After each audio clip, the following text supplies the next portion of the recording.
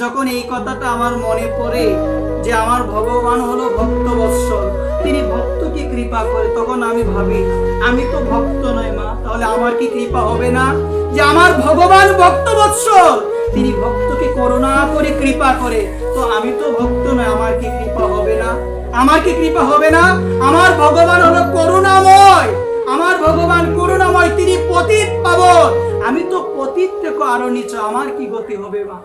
আমার কি গতি হবে?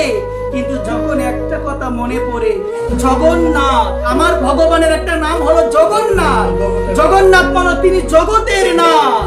আমি ভক্ত নাই হতে পারি, কিন্তু আমি তো জগতের অধিবাসী, জগতের বাসিন্দা।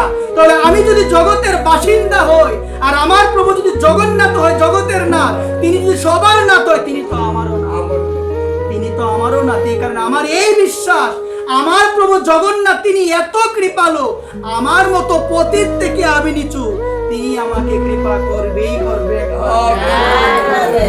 তিনি আমাকে কৃপা করবেই করবে। এই কারণে প্রেম সহকারে, ভালোবাসা সহকারে আমার ভগবানকে ডাকবেন, তার সঙ্গে কথা বলতে পারবেন মা, সে আপনার হাত থেকে নিয়ে খাবে যদি সেই পরিমাণ অনুরাগ থাকে। অনুরাগ না থাকলে তো হবে না মা।